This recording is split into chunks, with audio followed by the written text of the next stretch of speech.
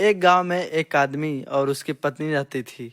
उसकी पत्नी अचानक से बहुत बीमार पड़ गई। मरने से पहले उसने अपनी पत्नी से कहा, मैं तुमसे बहुत प्यार करती हूँ।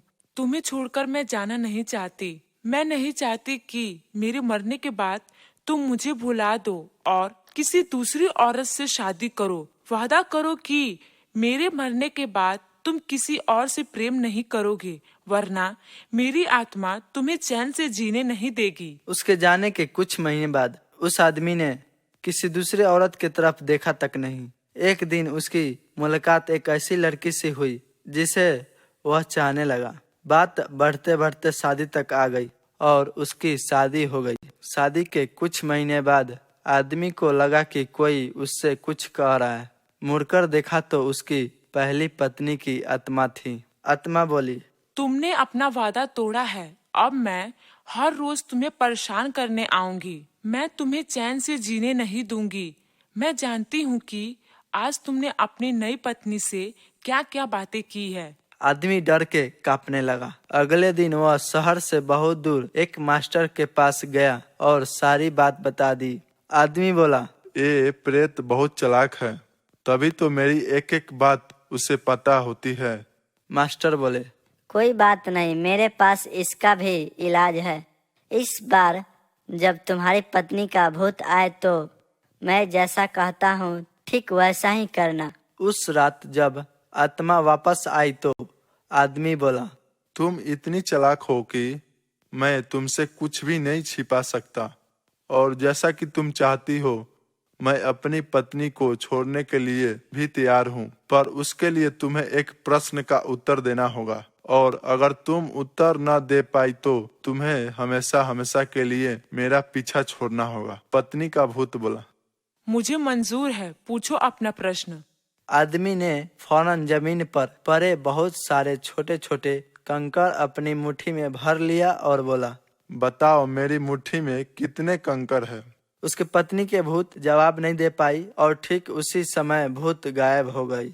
कुछ हफ्ते बाद वो एक बार फिर से मास्टर के पास गया और आदमी बोला, उस भूत से मेरा पीछा छुड़ाने के लिए मैं जीवन भर आपका आभारी रहूंगा, पर मैं यह नहीं समझ पाया कि आखिर में उस प्रश्न में ऐसा क्या था कि एक झटके में ही भूत गायब हो गया। मास्टर बोले, बेटा, दरअसल कोई भूत ही नहीं था। दरअसल दूसरी शादी करने की वजह से तुम्हें अपराध बोझ महसूस हो रहा था और उसी वजह से तुम्हारा दिमाग तुम्हें भूत का अनुभव करा रहा था। आदमी बोला, पर ऐसा बात था तो मेरी हर एक बात कैसे जान जाती थी।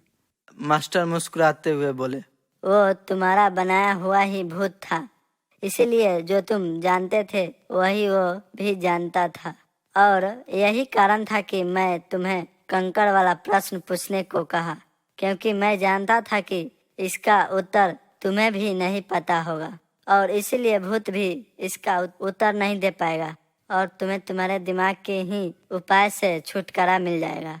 आदमी पूरी बात समझ चुका था और उसने एक बार फिर मास्टर को धन्यवाद किया और अपने घर लौट। एक गांव में एक बूढ़ी दादी रहती थी। उनकी 2 पोतियां थीं। दादी माँ ने अपने दोनों पोतियों को पाल पोस के बड़ा किया था। दादी माँ दूसरों के घरों में काम किया करती और उन्हीं पैसों से अपने दोनों पोतियों का पालन पोषण करती। उसकी दोनों पोतियां बहुत होनहार थीं और इसका फायदा दादी माँ उठाना चाहती थी। एक दिन सुबह दादी माँ अपने दोनों पोतियों से कहती हैं कि अरे मेरी प्यारी पोतियों, उठ जाओ, सुबह हो गई है। एक पोती बोलती है कि दादी सोने दीजिए ना। दादी बोलती हैं, बेटा उठ जाओ, आज आप लोग को काम ढूंढने जाना था ना।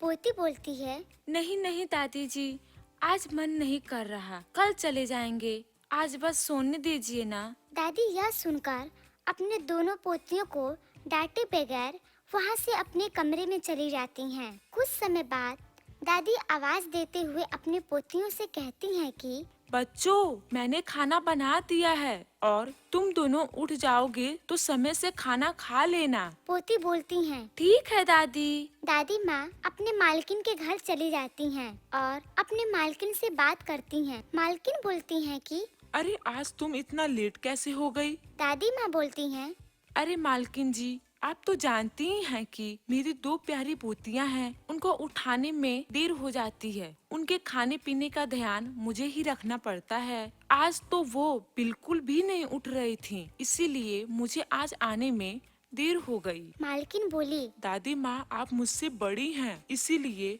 आप मुझे मालकिन मत कहा करिए। मैंने आपसे यह कितनी बार कहा है। दादी बोलती हैं कि अब शुरू से यही बोलती आई हूँ, इसलिए अब आपका नाम नहीं लिया जाता है। मालकिन बोली।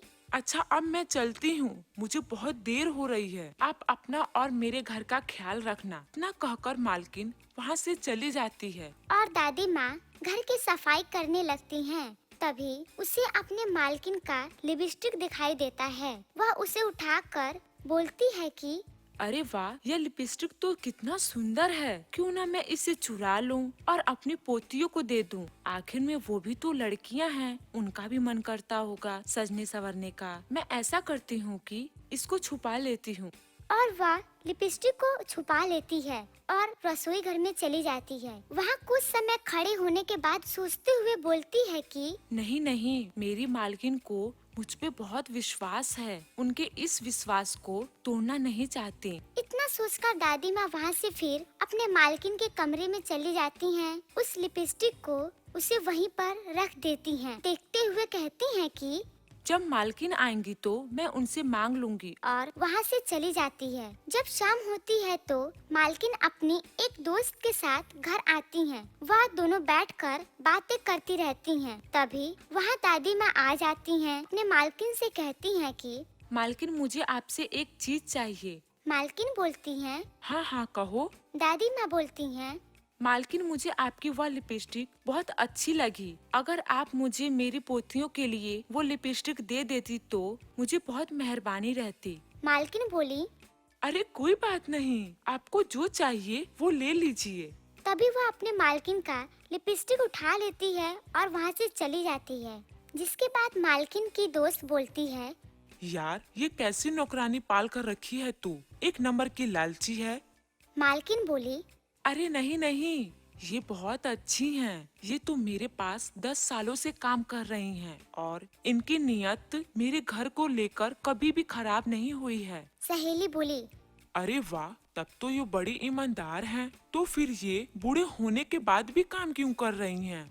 मालकिन बोली। क्या बताऊं यार, इनके बेटे और बहू को गुजरे काफी समय हो गए हैं और तभी से ये अपने 2 पोतियों का पालन पोषण कर रही हैं। इनकी पोतियां कितनी बड़ी हैं? दोनों बड़ी हैं। क्यों ना इनकी पोतियों को हम अपने ऑफिस में काम दिलवा दें? Well idea. इस तरह दोनों बात करके सो जाती हैं। तो दूसरी तरफ दादी जब अपने घर पहुंचती हैं, तो वह अपनी पोतियों से कहती हैं कि बेटा, ये देखो मैंने तुम्हारे लिए क्या ले आया। दोनों देखकर सो जाती हैं। कुछ दिनों के बाद दादी बहुत बीमार पड़ जाती हैं और बोलती हैं कि बच्चों, अब मैं बीमार हो गई हूँ। तुम दोनों बाहर क्यों नहीं जाती काम करने के लिए? अगर तुम लोग बाहर जाती तो मेरा थोड़ा मदद हो जाता।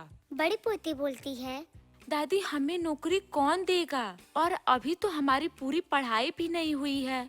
दूसरी पोती बोलती है, अरे दादी, आप सही बोल रही हैं। दीदी, हमें दादी की ऐसी अवस्था में उनकी मदद करनी चाहिए। यह सुनकर उसकी बड़ी बहन बोलती है, हाँ दादी जी, अब हम दोनों बाहर जाकर एक अच्छी सी नौकरी ढूंढेंगे और मन लगाकर काम करेंगे। तभी उसकी मालकिन अपनी सहेली के साथ वहाँ आ जाती है। बोलती है, आप लोगों की बातें सुनकर हमने अपने कंपनी में इन लोग को काम देने का फैसला किया है। यह सोचकर दादी माँ बहुत खुश हो जाती हैं।